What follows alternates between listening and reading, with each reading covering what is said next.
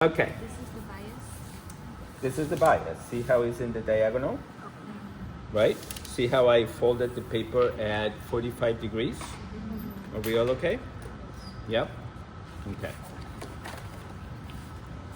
So, when I do it a cow, I don't need the dart. And we're going to close that dart. Okay? And this dart is going to disappear because we're going to do a narrow shoulder. Okay? So, no darts. We don't need them. I'm going to go a little bit higher here. It says that I need to square a corner. Okay? And I know for a fact this is squared off because that's how I always do my patterns, right? So I'm going to come here and I'm going to draw up to my first dart leg. And then I'm going to place my pencil on the punch hole and I'm going to pivot until the two notches of the dart match. So what I actually did is I closed the dart, right? So that would be a way to eliminate this dart.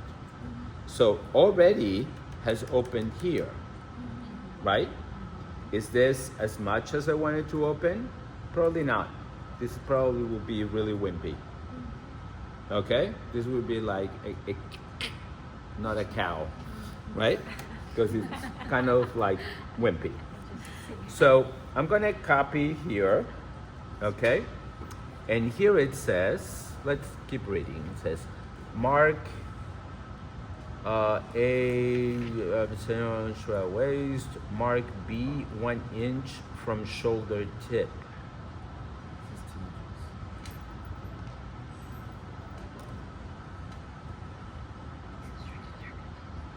Right. This curve right here, which is the waist, is going to dictate how much this is going to rotate. And is going to give me the effect of the cow. So when I get here, I'm actually going to just mark A 4 inches up from center front waist.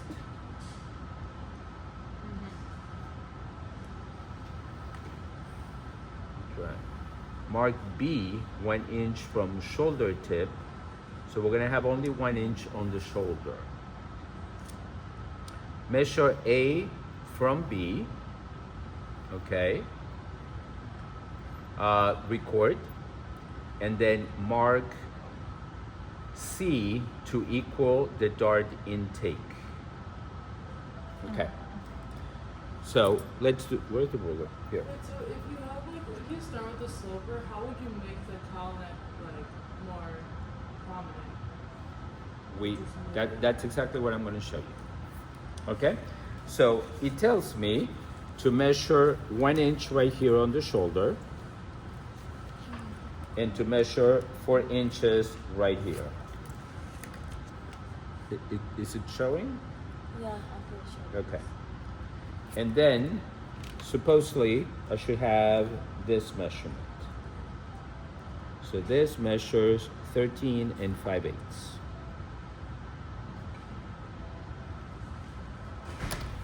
And then it says that I need to measure the dart intake, which right now I have 1 1/4 inches right here.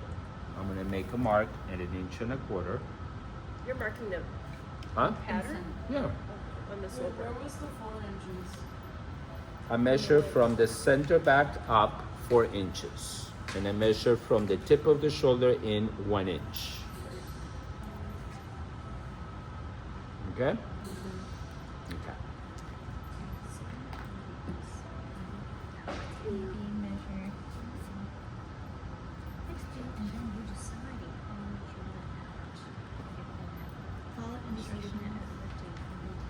So it says that we need to follow the directions from page 211, figures 2, 3, and 4.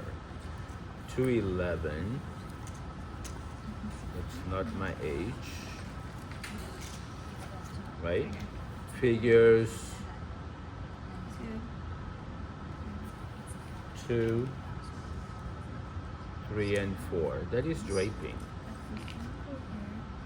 212 figures 1, 2, 3, 4. Okay, let's ignore that. I'm going to place this here. Okay, and I'm going to see, this is how much the cowl is. Zoe, you want to see? This is how much the cowl will drape.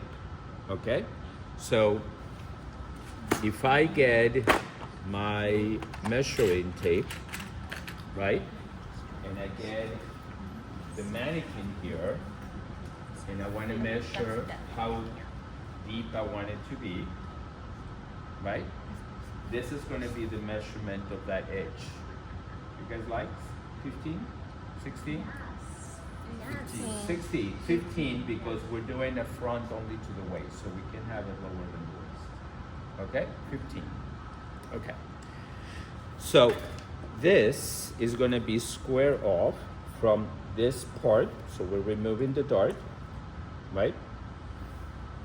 We're going to measure, well, I don't think I have enough paper, so we're going to make it a little The smaller. rulers 18 inches.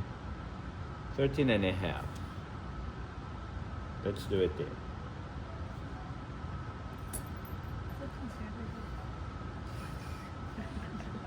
Oh, they did the weight. Yeah. Here, Very modest. So Where you it wanna go? make it 16. 20. 1 inch more. You wanna see a crash? Look at the side, got almost across the grain. Let's do that. Okay? Where was the other page? So we pivot on C to get the depth of the cowl. Say it again? We pivot on the C. On the C, yeah, to On the get C. the. Yeah, the C point is the dart intake. And then Okay. we pivot on how long we want the cowl to The be. dart, correct. Okay? So, now we're going to copy from the 1 inch all of this. And by the way, if I have something sleeveless, I would always go a little bit in on the shoulder. I don't want to be on the tip of it because it's going to fall off. So I'm going to come down here, okay? And now I'm going to blend it in into here. So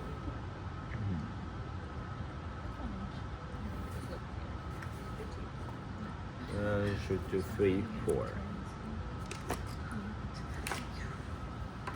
And where is it? Here. We're gonna come and we're gonna redo. See, we need to square off here.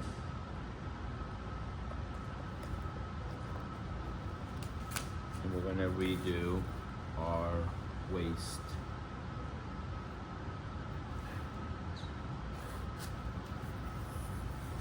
Okay? So this is your cowl. But I want to have a facing because otherwise it's not going to show properly, right? My shoulder is only 1 inch. So for my facing, I'm going to do this little trick. The book is not explaining it, but I'm going to explain to you a little bit more from reality. Okay? I put a pin there because I want to save both of the pieces. I'm going to fold it here on that line.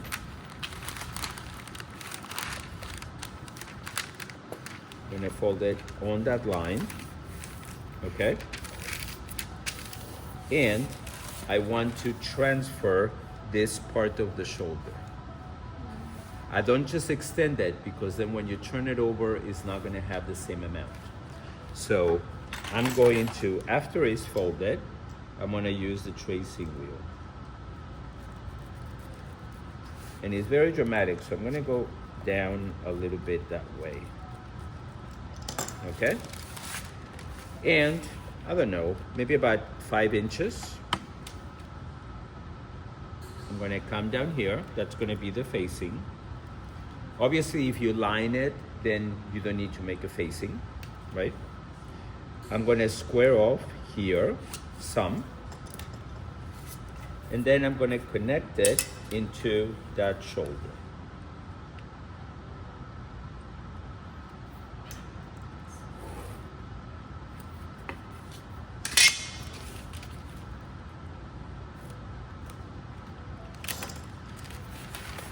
So when I opened it, it looks like that, And what did this create again? facing, Okay. okay?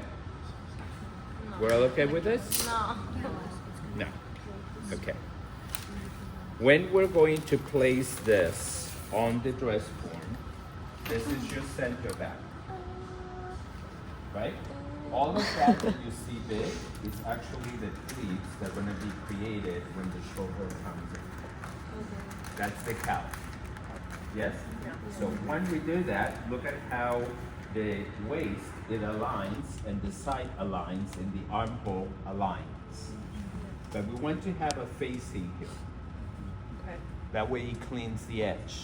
You're not gonna put a binding, you're gonna use you're gonna use overlock on the edge because it looks horrible. Because it's gonna be flipping up and down, it's moving. Yeah. Okay? So what I did is where the crease line of the neck is, I folded down, making sure that it lines up the center back of it. I copied the shoulder line and a little bit of the armhole, and then decide how deep you want your facing to be, and then you round it out. Yes? Okay. Will the facing be cut out with that front material? Yes. Oh, All okay. one single piece. Okay. All one single piece. So I'm going to add seam allowance. I ran out of paper.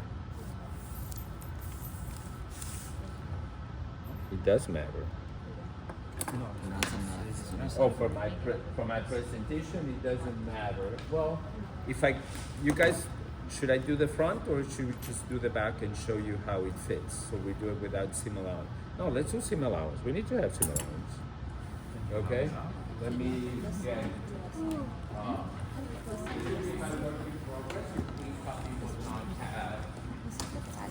This is 4 inches, right? It's C. It says Okay. it dark. He marked the 4 inches. This is, hold on. This is the side of it. Hold on. This, I know. Professor, how did Yeah. you get this line?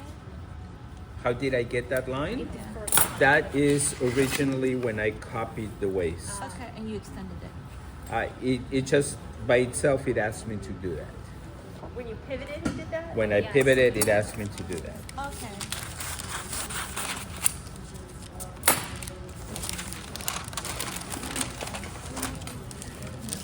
I want to do this completely because I want you guys to see how this transforms and how you do the grain line, because it's going to be a little confusing when you look at it. But I want you guys to understand why the grain line shifted that way. So let me do seam allowance, okay? So we're gonna do 1/2 inch seam allowance here. And by the way, I want you guys, for your homework, for the afternoon, for the sewing part, I need you to make the pattern of the back with flat pattern making. I'm gonna do a notch right here, which is the fold. And I want you guys to do the front by draping, and you need to give me your obvious work in progress pattern in finished patterns, right? So when you have the back that it does not have a cowl, you just copy my pattern and add the seam allowance, okay? Or you have your pattern. And then you're gonna cut and sew those two tops, and we're gonna get to see them on the dress form. Is that what we're covering today, or? Sure, it sounds like a plan.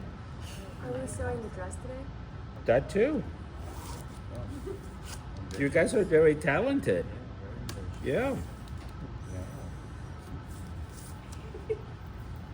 I'm not gonna throw you under the bus, but somebody is bored and needs more stuff to do. So I'm complying. See how nice I am? Wow.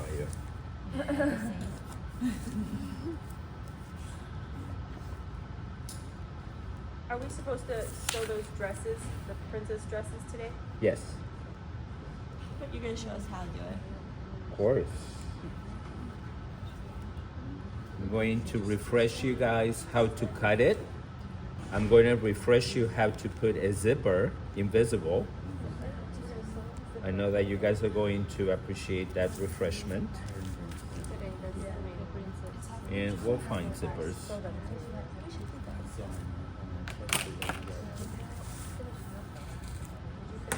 Well, you can go later to Goodwill and donate them. And finishing patterns on one weekend. I'm sure there's a homeless person looking for an invisible zipper to play with.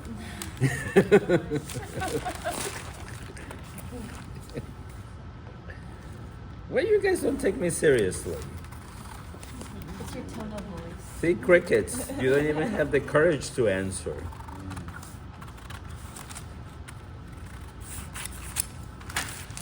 I do want to show you how the grain line will be, because this is not the grain line, that's the bias. Okay? And then I'm going to cut it, just this, to show you how you're going to place it on the fabric. And I'm just going to pin the front, I'm not going to attach the top. But to be really honest, the sewing part, it's going to be like nothing. It's going to be the shoulder, it's going to be more the cutting. It's going to be the shoulder, it's going to be the side, and maybe the darts on the side that is not cow, and the rest is just put it on the dress one. So when we are doing the back, I will suggest that you guys do not do a full front. Do a center front seam. That way we can make sure that we see how the cow shows, right? Even though I said that side zipper. So this is the pattern. We'll have a seam here. Well, if you have a cowl there, you can have a seam there. It's on the back. Yeah, so you can have a seam there. Let's say you're doing a cowl hoodie. Oh no, yeah, this could, you could serve like a hoodie. Okay, so I'm going, where's the pencil?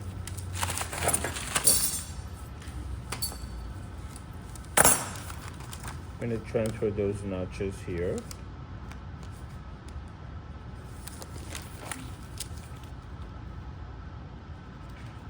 Right? Let's pretend that this has not been taped.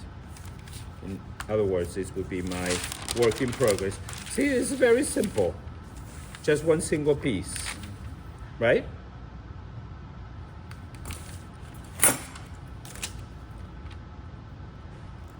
I probably will do a notch at the center front on the waist, because if I'm doing a dress, it will attach. So I want to keep that. I will not do it on the top because that is not sewn to anything. No, sure. We are asking where the facing is, so that part. This is the facing. Okay. From this line there, that's the facing.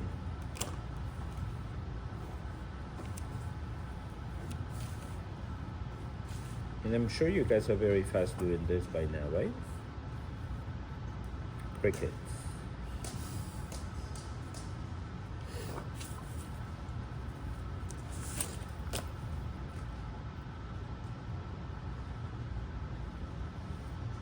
I thought it was in the library, so quiet. I found the formula how to get you guys to keep quiet. Ask very uncomfortable questions.